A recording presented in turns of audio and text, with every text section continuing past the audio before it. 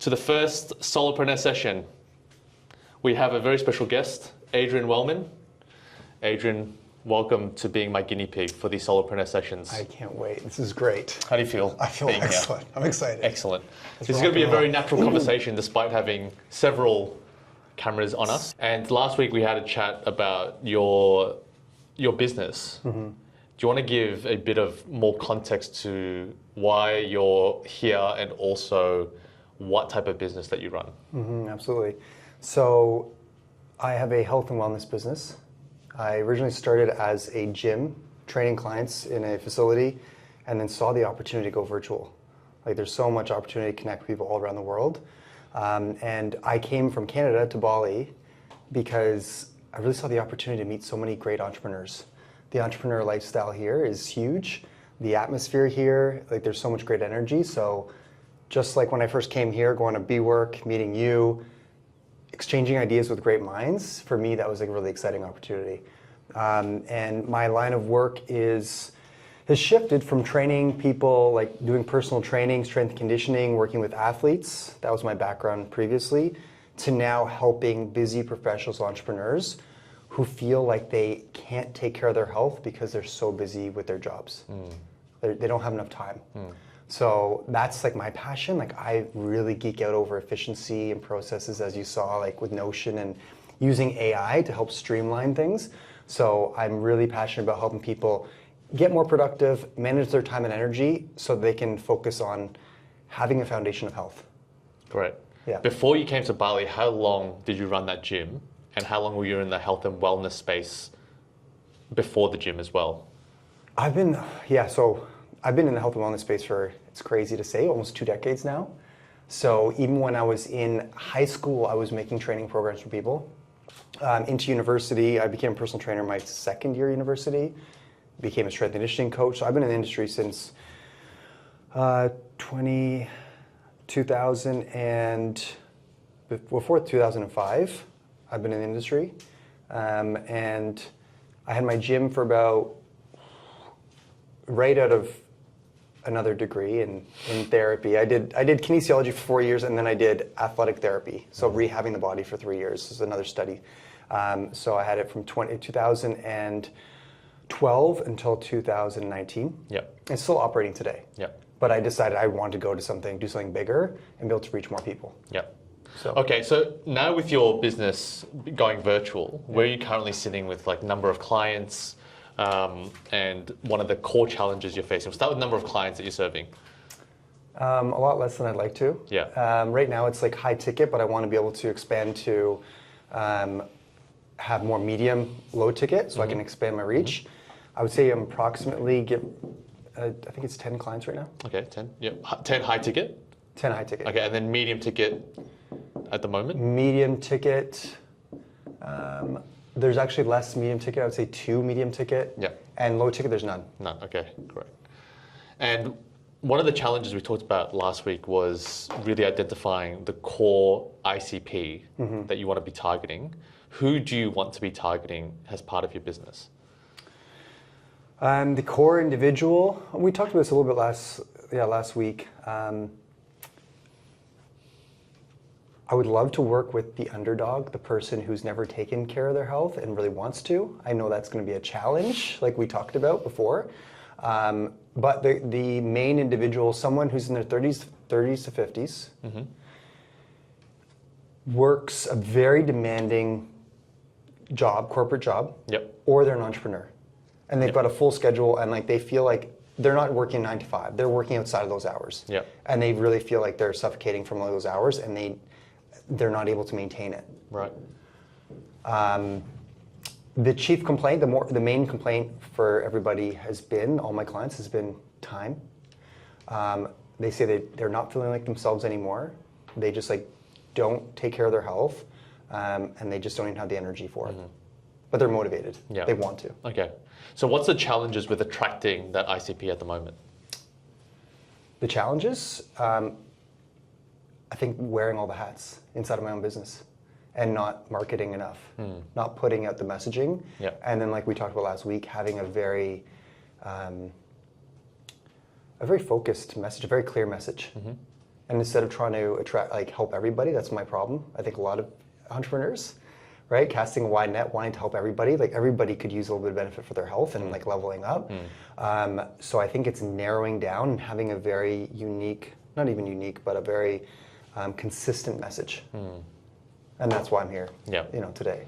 So how are you currently getting most of your leads and clients? It's been word of mouth. Okay, so all referrals mostly. Word of mouth, and then now that I've started to do a newsletter and I had some success with that, people enjoyed how I was sharing more about my own personal journey and story rather than just like giving information. It was more of a personal share, and that really landed for a lot more people. So that's my focus now is newsletter, creating content for YouTube, and then spreading that onto Instagram and LinkedIn. That's my new strategy. Okay. Yeah. One of the things that you mentioned last week was just getting really clear on you want to help everyone, and you also want to help the underdog. That is obviously a fantastic cause to have.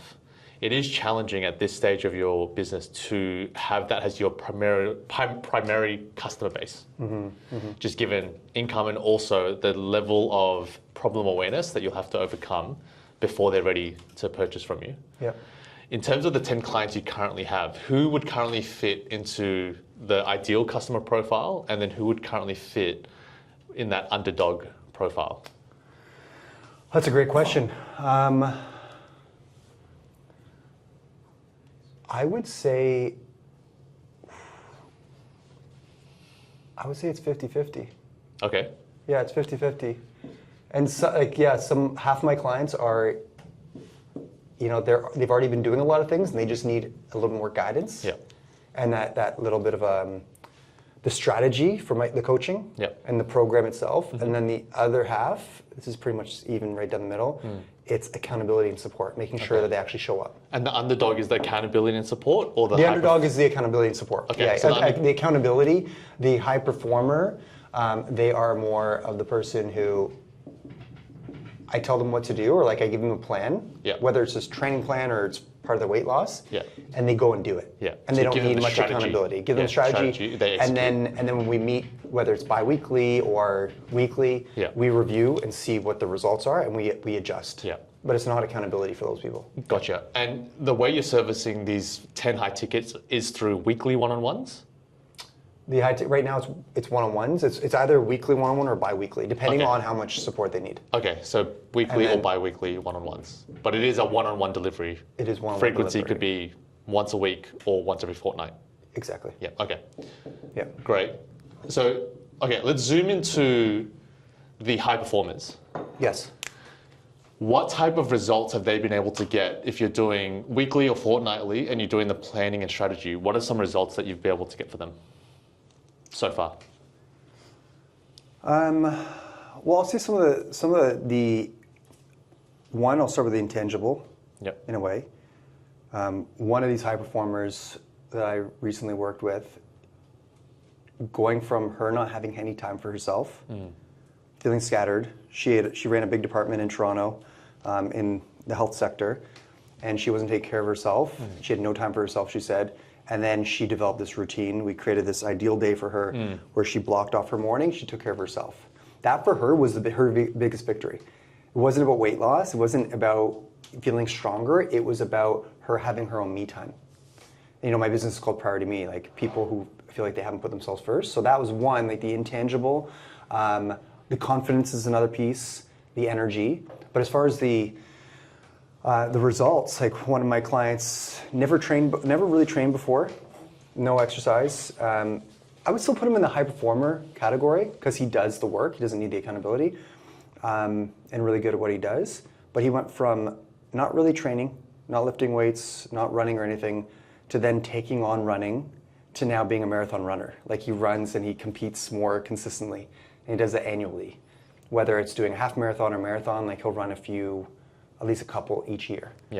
And so that was like a really cool thing. Him shedding weight and then also taking on a sport and identifying as an athlete, which before he never identified as an athlete. He's like the furthest thing from it in his mind.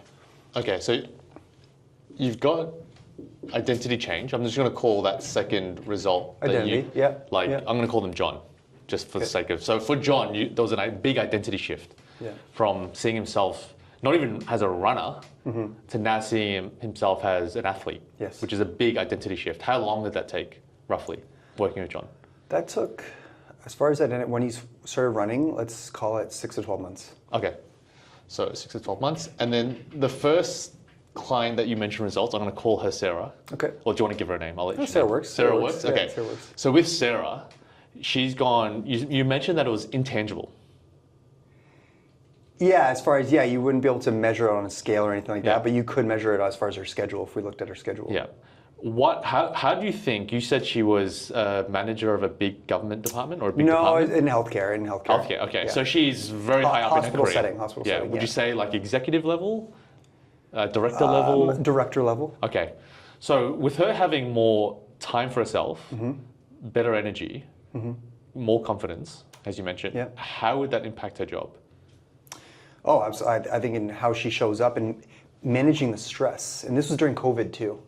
Gotcha. So her being able to manage the stress and people leaving and her having to oversee more people because people were leaving their managerial positions because of the workload, especially in the healthcare.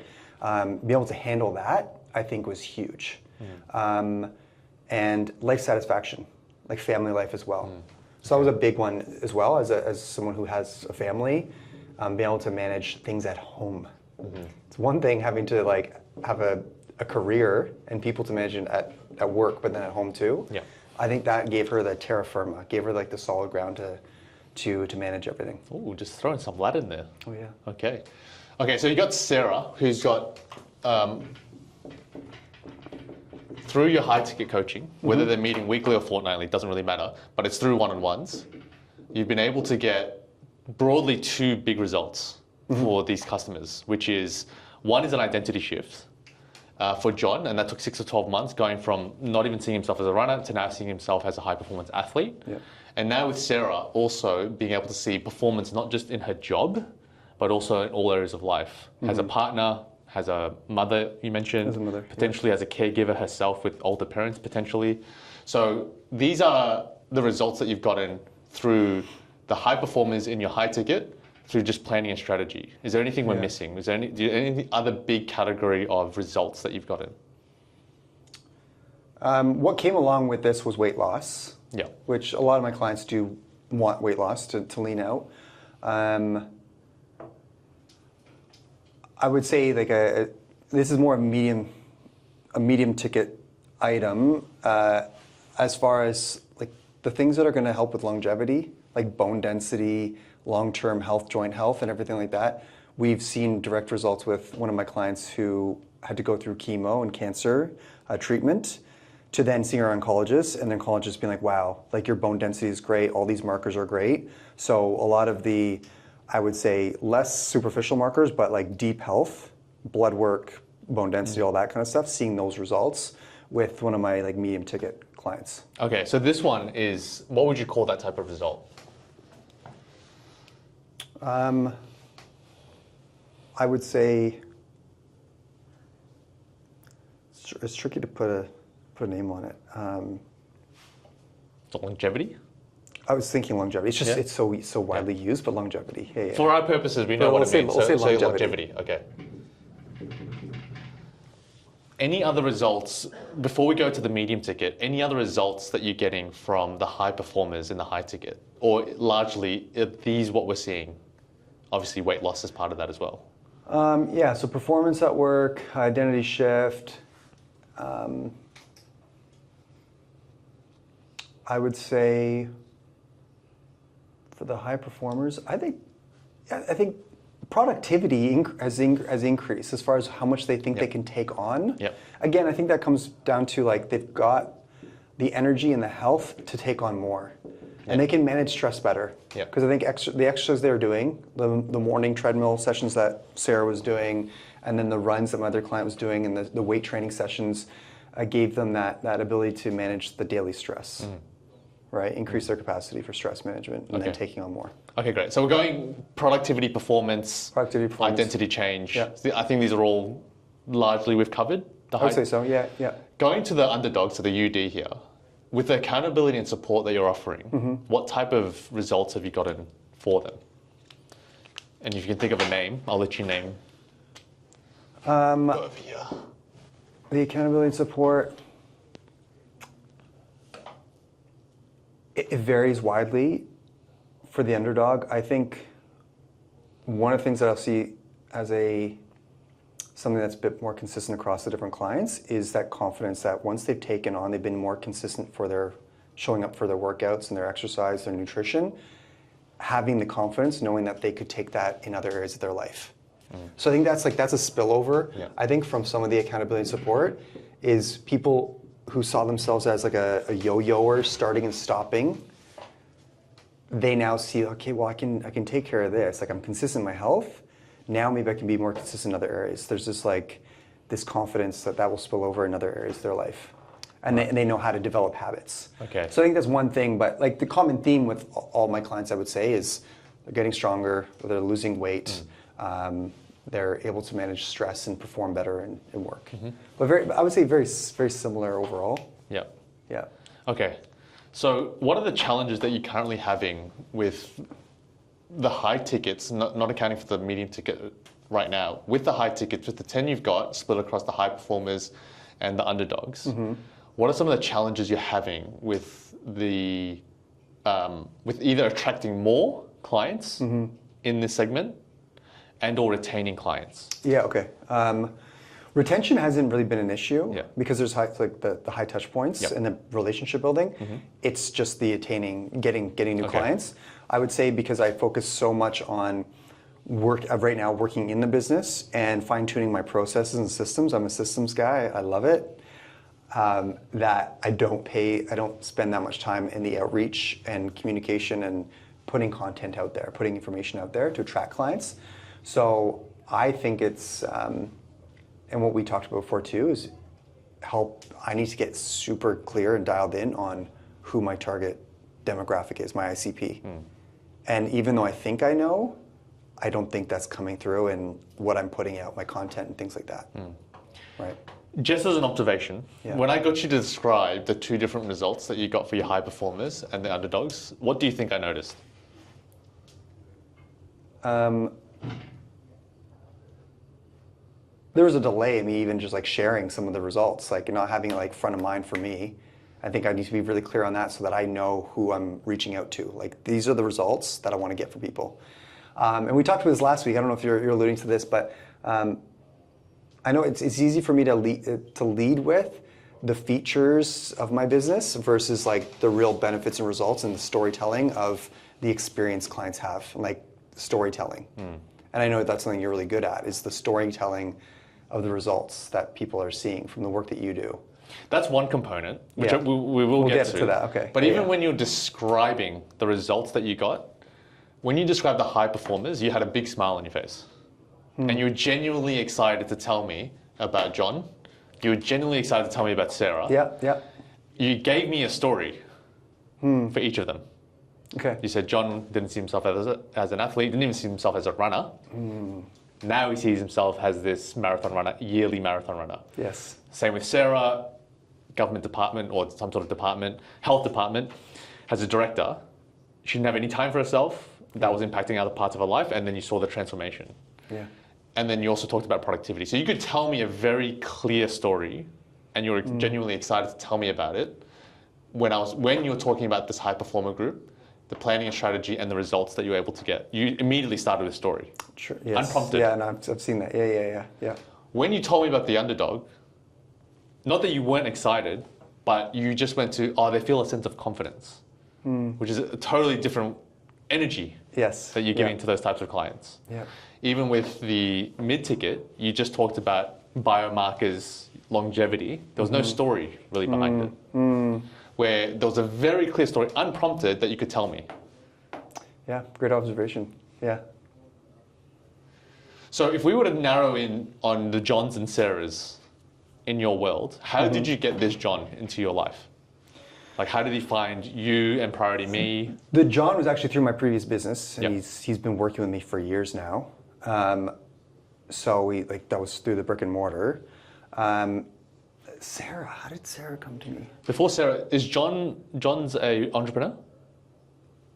Entrepreneur, A bit of both. A bit of both. Okay. Yeah. High performer. Okay. Yes. Very high performer. So entrepreneur / still working a job. Yes. Okay. And Sarah, very high up in her corporate career. Okay. So how did Sarah find you? You know what? It was a referral. I think it was a client's wife's friend. I think it was disconnected. Okay. It just had shared. Yeah. Okay. So referral. It was a referral. Yeah. And this was a previous client, right? For John? Yes. This is John, previous client, we should say PC. So right now, with what you're putting out there, how many of these types of stories of Sarah and John are you talking about? None. In my marketing, none. How about even in just the positioning of your business?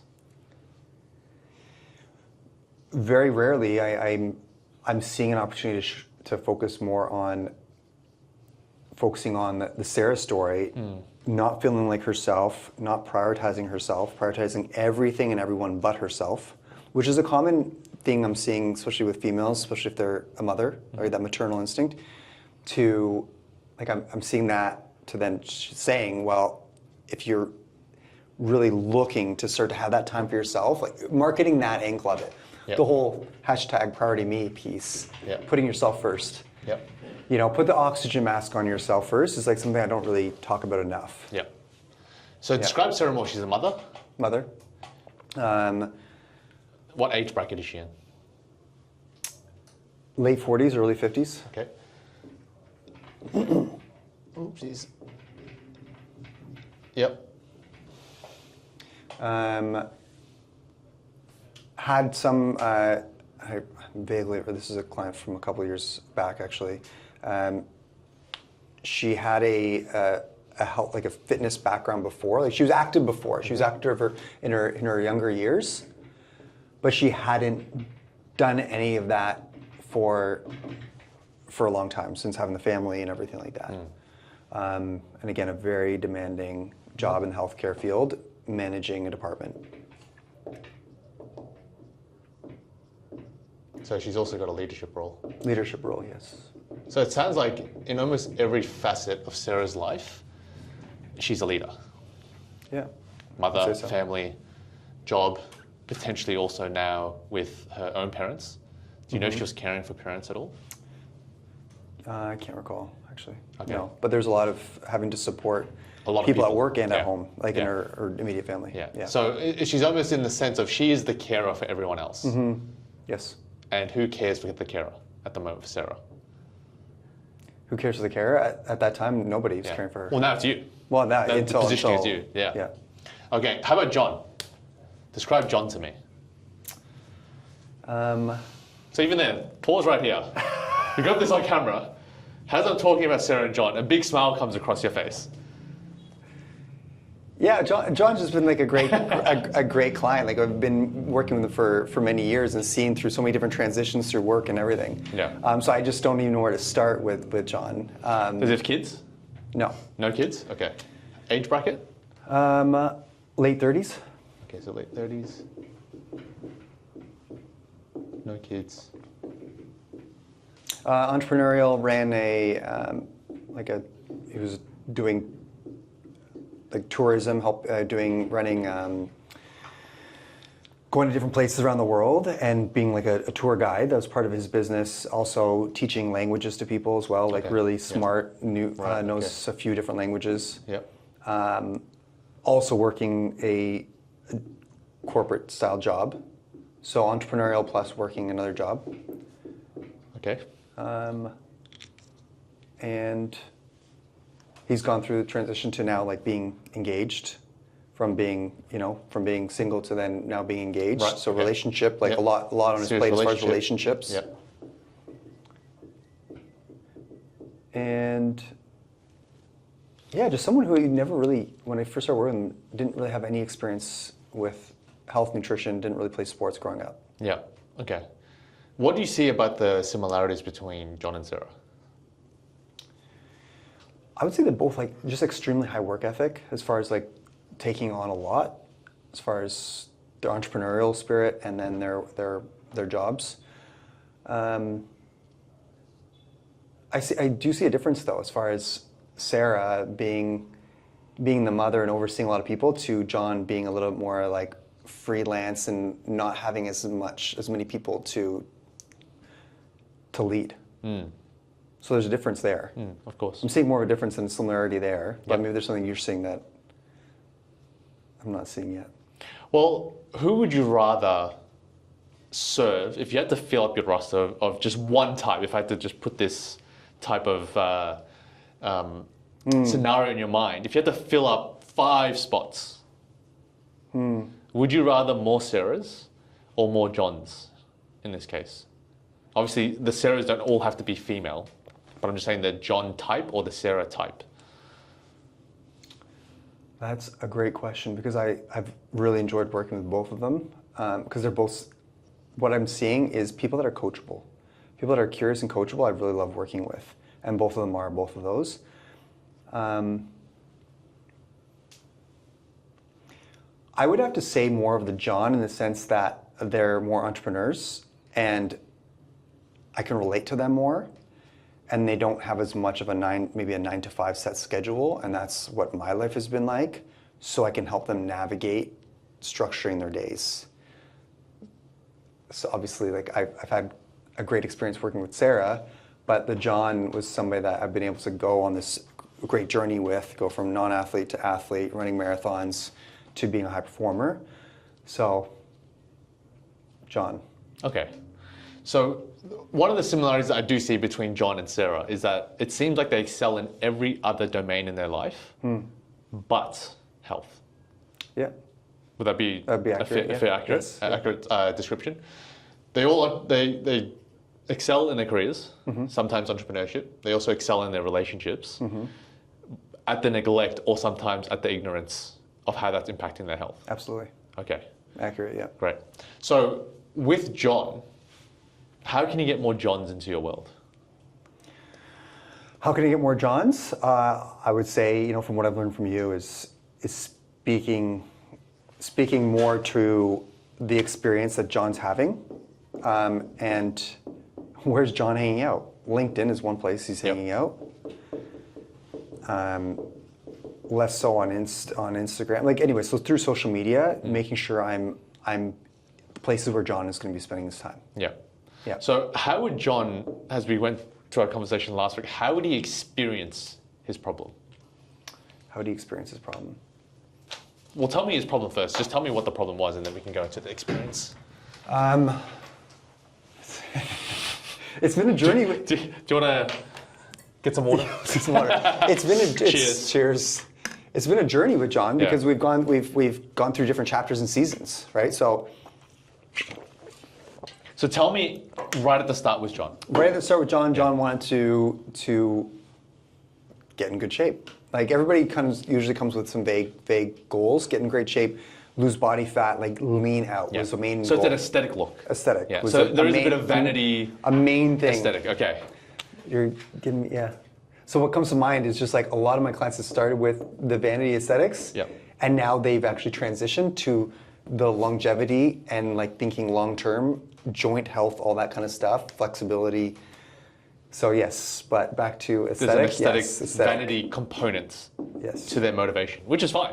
Yeah. I think we all start that way. Absolutely. And then you replace it with longevity, confidence, productivity, performance, being there for other people. Yeah. But the first thing, the hook. The most obvious thing is that the for a lot of people. Yeah. Yeah. And I've resisted focusing on that. Why? I've always thought it's like it's superficial, this and that, and there's so much weight loss out there, and it's not, for me it's about energy, confidence, and clarity. Like I think those are like really powerful things. But having the aesthetics managed, feeling good in your own skin, when you take off your clothes, feeling proud of yourself, and like not, a lot of people have negative self-talk. Like if we can manage that, like that's going to add the confidence, right? That's going to add the energy once someone's lost some weight. And I've shifted my perspective a little bit, seeing that there's nothing wrong with aesthetics and the things that we need to do to get there. Because carrying extra weight, eating in excess is not going to help you long term either. So we can manage that first. I understand your resistance to appealing to the aesthetics vanity, but how would John experience his problem first?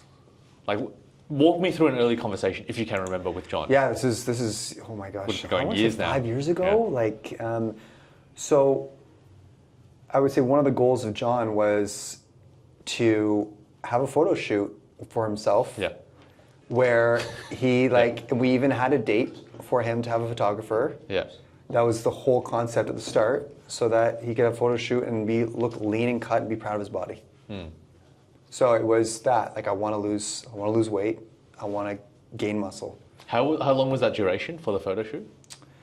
The target, I think, was 6 months, which was a little bit. Okay, it's quite long. Yeah. But that ended up changing. We didn't end up doing the photo shoot. He was able to lose the weight, but that was less of an urgency for him once he had lost some of the weight. But this provided that burning platform. Absolutely. Like, it was got a that date. vision, that target, the yeah. deadline, absolutely. Okay. Yeah. Keep going. Was there anything else that comes out? No, that was the main thing. Yeah. The main thing. And if I recall, it was like, I don't have much experience in the gym, and I want to know what to do in the gym because there isn't that experience. A lot of people delay going to the gym. I remember my first years going to the gym, and I was in grade 9, and my gym teacher gave me a program. I went to the gym. I felt so intimidated going there, even though I was an athlete growing up, a high performance athlete. I did personal training when I was a kid, but I was so intimidated. So I think for a lot of people, it's feeling self-conscious getting into that environment. How many times have you told that story? About me? Yeah. Only a few times. Because that's a story that would resonate. It is. I've only shared it once or twice, I would say. Yeah. Yeah. So you were how old again? This is grade 9 or grade 10. Yeah. And you're 16? Yeah. Is that the same? The years work the same in Canada? It was, well, when I got my G1 license, my first, and I could drive or G1, G2, I could drive myself to the gym. So let's say I was, 16, 17. Oh wow, you can actually drive at 16? That's terrible, I can't remember. But yeah. It was when I was able to first start driving somewhere in high school, like mid-high school. And despite having all the experience as an athlete and everything else, you still felt I was lean, I was athletic, I was the top of my, I was one of the always runner-up athlete of the year. I'm still spiteful. There's one guy who was always a little bit on top of the Call him out. The sports. What's his name? Nick Ladelfa. You can cut that part. But yeah, so where was I?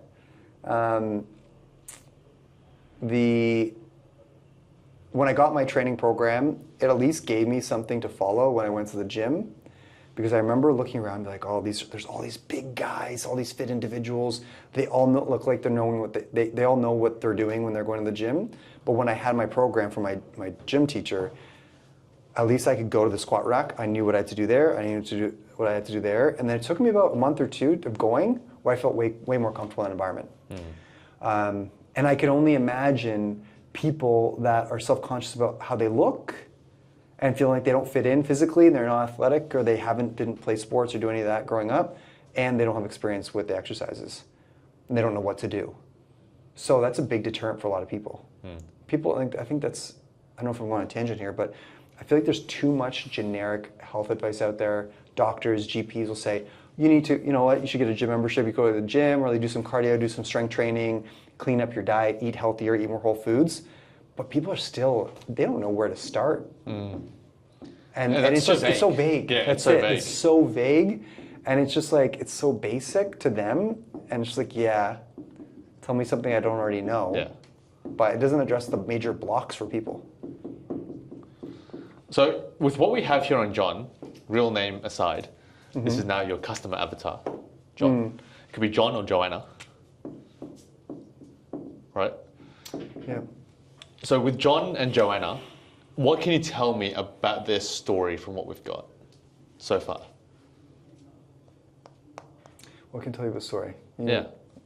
Tell me a story about John or Joanna. If I was going to market, like No, insurers. just pretend I just asked you, who do you serve, Adrian? Like, tell me a story about them. Oh, yeah. So who I serve is somebody that... Not somebody. I serve John. Who's John? This is where I need support. This is Yeah, the this is the challenge, storytelling yeah, and the yeah. storytelling and the writing of it all. I support people who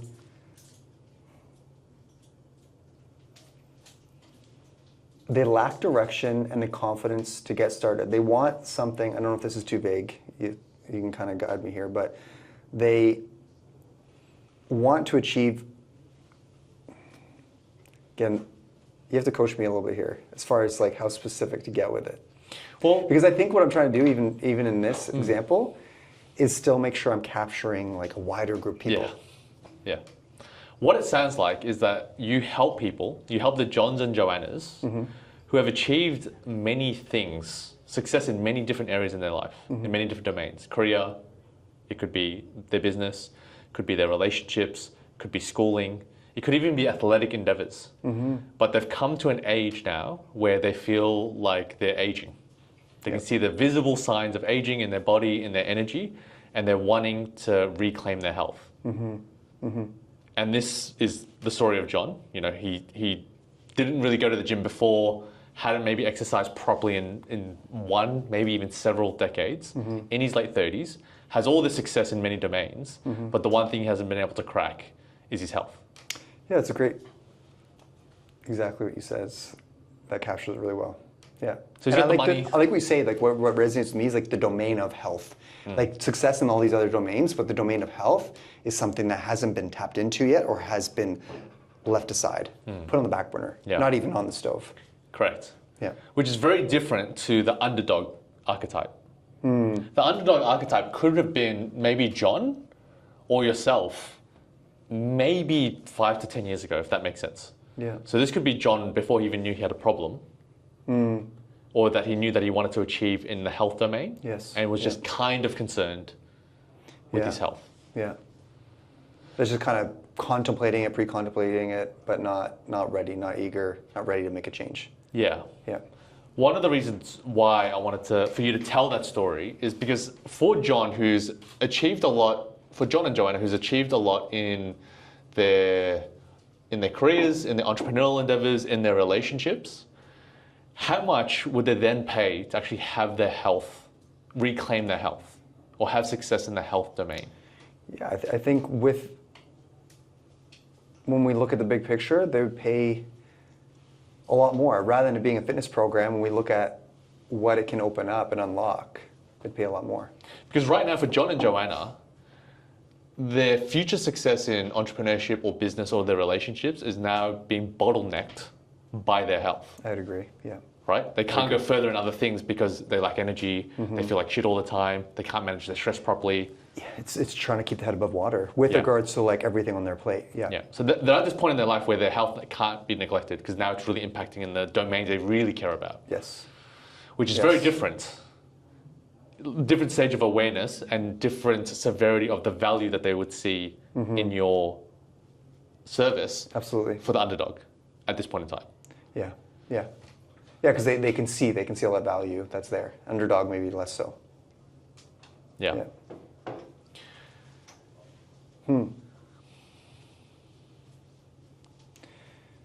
Yeah, I think what I've learned from you so far, and even just today, is just like highlighting the bigger picture and focusing on in storytelling and in marketing the things aside from just like losing some weight or developing a training routine. It's how this is going to unlock all the other areas, the bottleneck points. Yeah. Yeah. Yeah, I see that.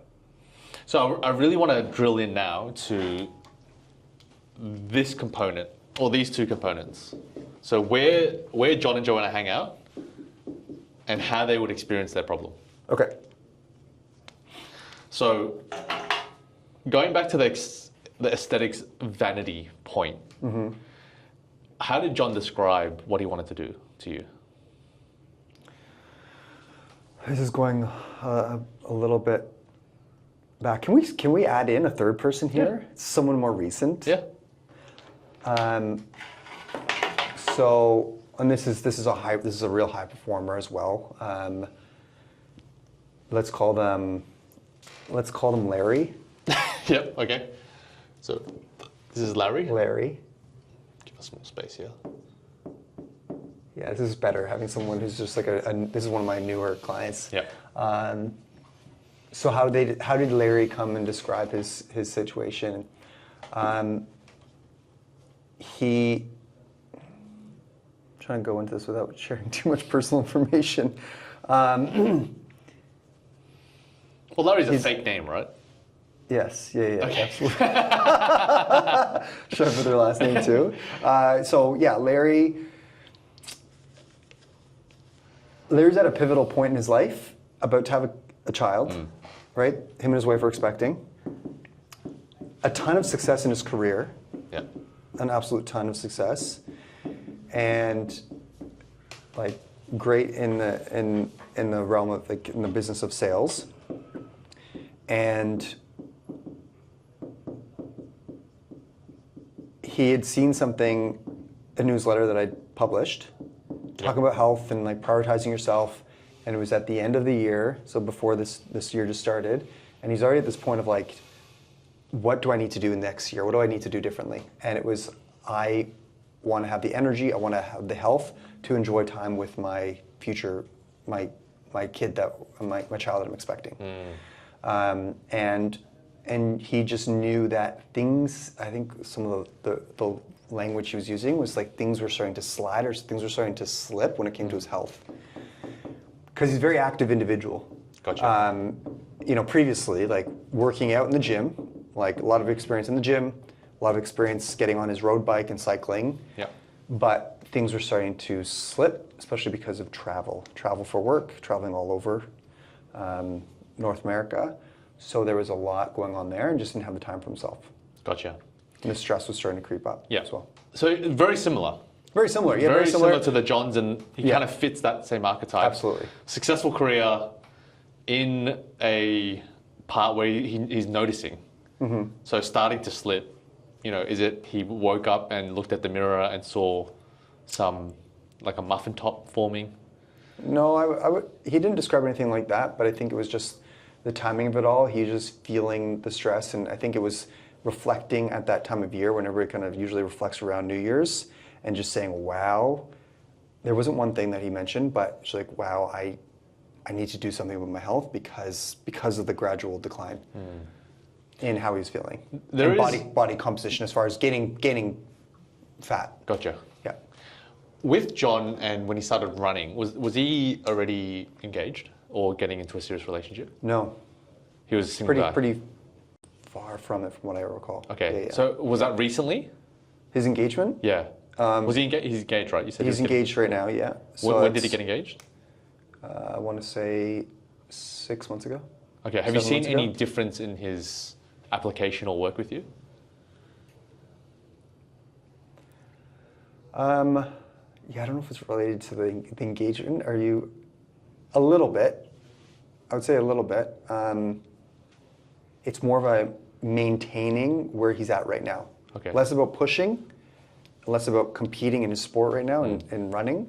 I'm more about trying to manage and maintain this even keel as he's going through everything, like planning the wedding and work and all that stuff. Yeah. The reason why I ask is, what can you notice about this John, the original John, and this Larry?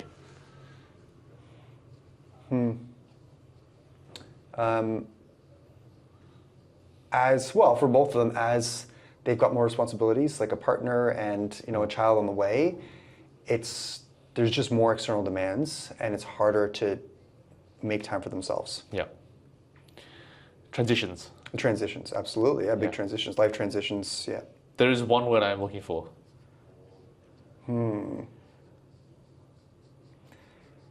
I'm seeing seasons for them, but I'm curious to hear this word. What's that word? Well, it's an identity change. Oh, identity change, yeah. They're going to be a husband, they're going to be a father. Wow, brilliant. And then when they've opened themselves up to that identity change, they're able then to have even more identity change.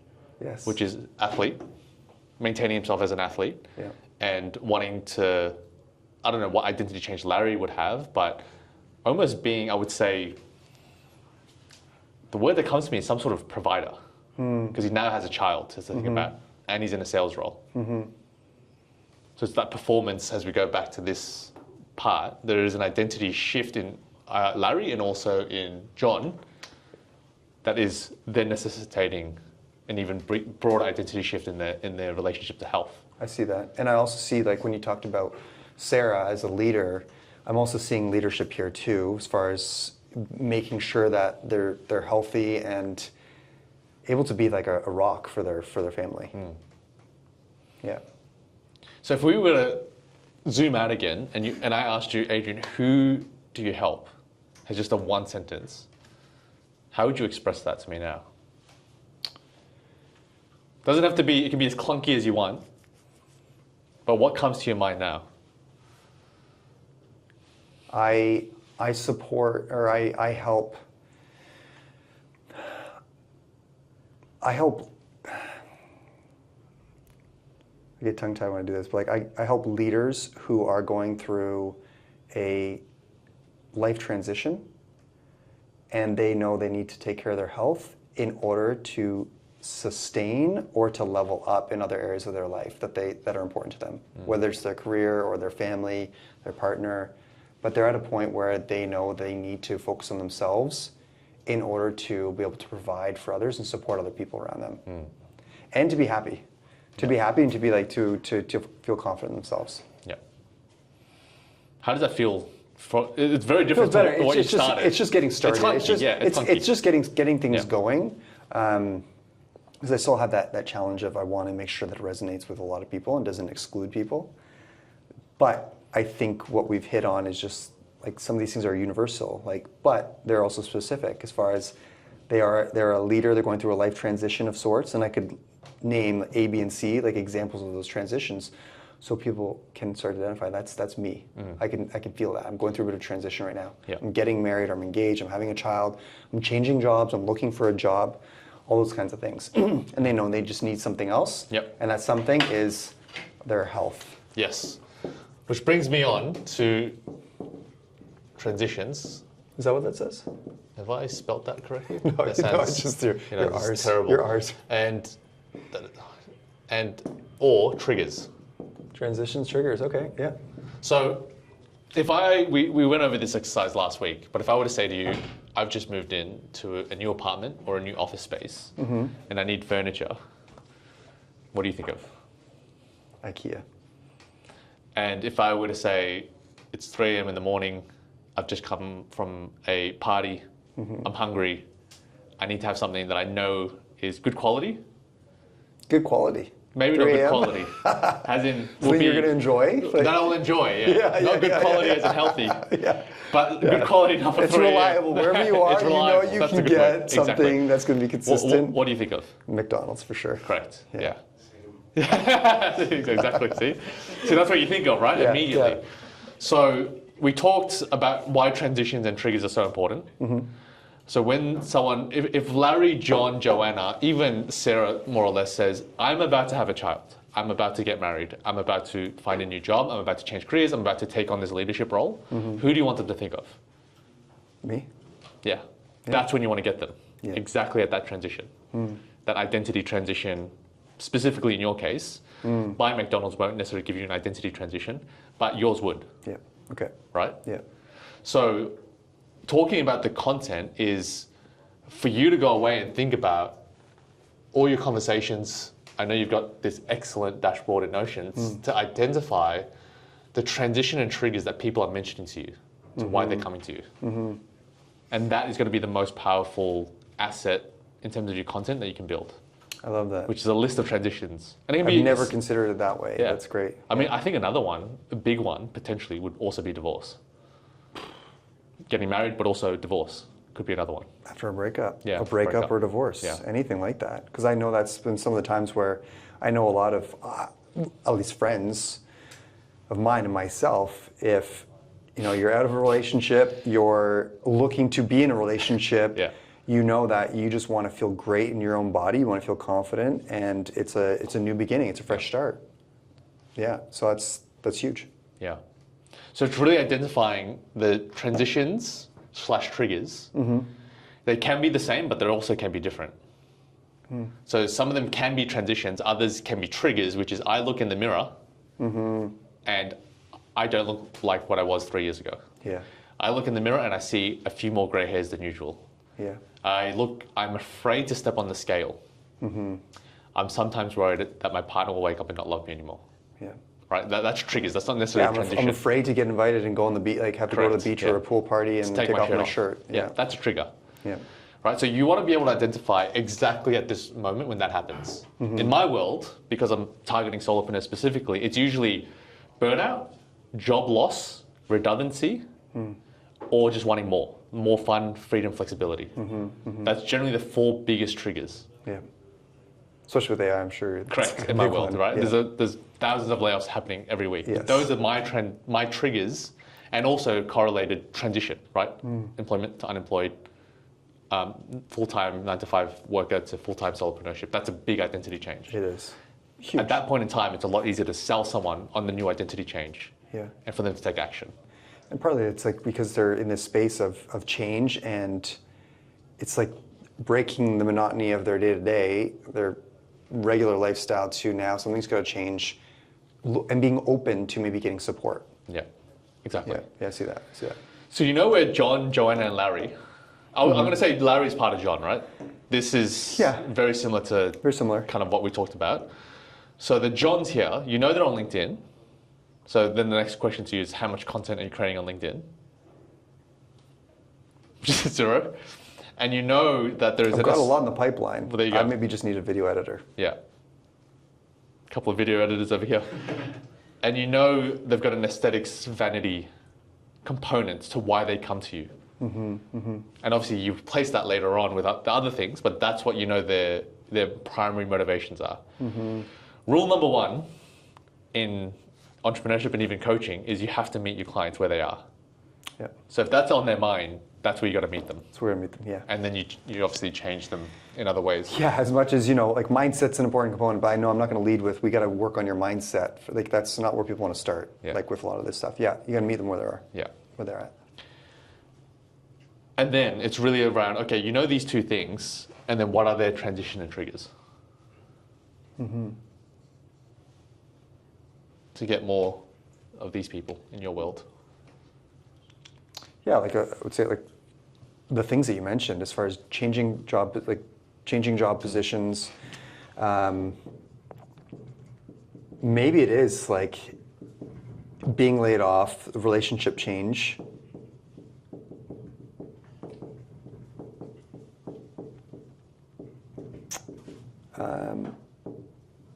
Even like moving. Moving is another one too. Yeah. Moving countries? Like moving countries or just like moving cities. Moving, whoopsies. Because I know with like even now we're still having a transition after COVID with people moving out of the city to then being asked to be back in the office. I'm hearing more of that. Like people are being demanded to be in the office more often, so they're having to move. And that's when there's I think a shift in any kind of routine. There's this opportunity to add something new in, and they're looking to maybe like, I'm going to look for a gym that's close by, right? Yep. Great. I mean, that's a fantastic start. That's a good start. Yeah. It's a fantastic and start. I've never considered transitions and triggers. It was more so like desires, as far as like, I just want to get in great shape. Well, I guess trigger is that, looking in the mirror. This is the negative framing. Yes. Of the same thing. Yeah. Absolutely. And you can contrast that. Correct. But people will experience their problem in a negative way, generally speaking. Yeah. Which is often a big motivator for change. Yeah. Because you need to, again, meet them where they're at. So this is what they experience, the job change, the moving cities and countries, where's the closest gym, where do I buy my food, where's a walking route that I could have, et cetera, right? Then their desire is to have that structure and to have that routine. Yeah. So that's a transformation. Now we're kind of going off into offers, but the flip side of this is a desire. Every trigger is a desire. Yes. Yeah. I see that. That's great. And I think that's a great place to start. Yeah. And do that on LinkedIn. Actually get content on there. Yeah. Because now you can go back to your Notion, that beautiful Notion setup, and start looking and even prompting it to look for these things and use the specific words that your clients would have. Yeah. So they're not going to say, I'm going through a job change. right? They wouldn't describe it that way, Yeah. right? How would they describe it? Well, restructuring, or things are getting crazy at work. There's a lot of turmoil, or there's things happening. I don't think they would say straight up that there's some kind of a job transition. I'm changing departments or things like that. Yeah. So that doesn't happen often, but like I'm like starting to have the ear for it. Yeah. So you want to prompt them when they mention even a vague intonation of a transition. It's prompting them to be like, what is that doing in your life at the moment? So they say, Adrian, I'm changing jobs at the moment, and I want to get back into the gym or find a new routine. One of the questions I would ask is, how is that job change affecting your health? Oh, I feel more stressful because it's a new boss. This new job is in the city and I'm used to walking to work, so that already reduces the amount of movement they get. So it's really going one step further and just asking, what is this transition doing? Taking that one step. I like that. Just one layer of specificity. Just asking that simple question. Yeah. I like that a So lot. when you're talking to John next, like this specifically, the original John, and you casually ask, oh, how's the wedding planning going? Yeah. And he says, oh, it's great, and it's this and this, but it's taking up a lot more time than I thought it would. And you just ask him, how is that impacting your health? Yeah. Or how is that impacting your training? How's that affecting your routine? Yeah, How's that? Yeah. And then you're able to use his words. In the content. looking for more clients. Yeah. Okay. Which is, I love the process, but it's impacting X. Okay, yeah. And then that becomes content, which is, ever love something so much that it starts impacting your health?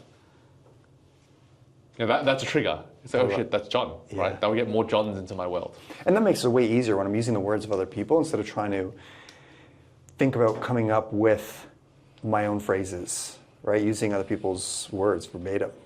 Also, other people's, it's your exact client. Yes. It's the type of client you want in your world, the words you're using Even that they're better. using. Yeah. Because if you're using John's words, who are you going to attract? I can attract more Johns. You're going to get more Johns. Yeah. Or Joannas. Yeah. Into your world. And Larry's. And Larry's. And And potentially Sarah. Potentially Sarah, Yeah. Because either way, you still like serving Sarah's. I do. Oh, yeah. Because what we are wanting to do, from even the way you talked about it, we want to be maximizing the high performers. And now we're going into product, so we're shifting away from person, because we're really clear on the person. Yeah. We want to maximize as many high performers for your one-on-ones. Number one, they'll pay more for it, and you'll get better results for them. And with the underdogs, you can still serve them, but they're just served at a different level of access to you. Yeah. So definitely not weekly, but could be fortnightly, or monthly, or group. Absolutely, and that's something I do want to transition to, doing more of. And yeah, I'm seeing like what I've really enjoyed. I brought up Larry because I've shifted my programming now. I'm like, what do people really need? What's going to get them benefits? And Larry is the type of person that will invest in the tools and the things that are going to help him, whether it's blood work, whether it's getting a body scan, whether it's getting supplementation and working with a naturopath I work with. It's like I can get a really accurate, very like surgical view of what Larry needs and then get the results. So I do want to track more Larrys and more of these other, these high performers, because that's where I get to work my magic even more. Yeah, so, exactly. Yeah. You get better results, they get more value, right? Which results in, firstly, more money, because they'll pay more for it. And now you know how to actually get results for other Johns, Absolutely. Larrys, Joannas, and Sarahs. Yes. So you now know the complete formula. And then with what you know with your one-on-ones, you can then apply that to your medium ticket underdogs. Yes, yeah. So by building just one product, which is your high ticket, you're actually building the rest as well. And I think you mentioned this when we talked last week. As I develop that formula and have more experience with those individuals, instead of trying to work with the underdogs and the high performers, which is going to be very different in my approach. If I just focus on that one area, get really good at it, and create the resources, everything that I need for it, even just like be able to show the results for it, it just makes my life so much easier, and I'm not having to solve a similar problem in so many different ways. I can apply very similar structure because I'm basically helping the same people. Yeah. Right? Correct. With very similar problems, so I can apply the same. And it's just, my goal is to be able to help more people. And if I have the template for it, and I'm just focusing on those high performers, then it's going to make my life easier and get me better results for my clients. Exactly. This will be, when you build out your one-on-ones, they're the most sophisticated clients you have, right? They're able to get the blood work, they're able to invest in the tools. You build that one product out, like you mentioned, and by doing so, you're able then to create a formula that would work at a mid-ticket level. Yes. Maybe with not all the bells and whistles, but it would still work for them. And stripping out a little bit of the one-on-one time, right? Or it would be no one-on-one time, or no one-on-one, yeah. Get to the group. Yeah. So this would be group of some level. And you would then be able to, every product that's created here can be resold at this level and this level. So you're killing 3 birds with 1 stone. Yeah. Just by focusing and building one thing. And developing like the IP and like the resources, all that. Yeah. Exactly. Yeah, I think the biggest block for me has been, like, I really like this idea of the transitions, the triggers, and identifying the Larry, John, Joanna. I think that's the biggest piece for me, is getting more laser focus on who I'm supporting. Yeah. Which is a useful segue to the journey. So I'll record my screen so they can see this. So this is beautiful. Just as a meta example, this is the operating system that I know every solopreneur needs to install in their business. And it looks very overwhelming. But what we did over the last hour or so is really do the pre-funnel stage, which is we got super clear on the person. So who's the person? It's the Johns. Johns. Right? The actual name, yeah. Johns. Yeah. We got very clear on the problem you're solving for them. And very specifically what that problem, when you solve it, unlocks in other parts of their life and how they experience their problem. We started talking about product. Right? This is how you structure your product development, which is you go high ticket first. Everything you create at high ticket becomes an asset you sell at mid ticket and lower ticket. So that's where you've got your niche positioning, right? So this is the first column or the first component, the first part of the operating system you need to get correct before you start going into the content. Yeah, how can I go into the content without having the niche positioning? Yeah, exactly. So this is the first bit we've worked on. Once you have this, everything else gets easier. Yeah, I can see that. Right, and you're very good at the post. Number one is the clarity, and then just start going with it. Yeah. The post part is onboarding, how you productize your service, and also the retention. Yes. That's not your problem. No. You're probably very, very sophisticated. I enjoy that. Yeah, that's your strength here. Yeah. So when people come to you, they generally don't leave, which is good. Yeah. You're not a cup with a hole in it. Which is great. No, it's exactly, great. it's excellent. Yeah. Great relationships. Yeah. So the next part to work on is really the top of funnel content, or the top part of the operating system that talks about evergreen challenges that your Johns would face, the trending stuff that would happen. So layoffs is very big trending, the potentially geopolitics, all the trends that are happening in the world, and also your own personality. You told me several stories of you being an athlete, of you, the first time you stepped into a gym, how intimidated you were. These are all things that are part of your personality. Yeah. And then we go on to email and having a suite of medium and low ticket stuff. Yeah, okay. But that is the operating system. I like how it's laid out. It's laid out really like you can just see step 1, step 2, and so on. See the journey of supporting clients, running a business. All right, well, that will be $1 million. I was just going to say, how do I sign up? Thank you, sir. Where's the QR code to scan? Let me scan this. You can take a picture of it.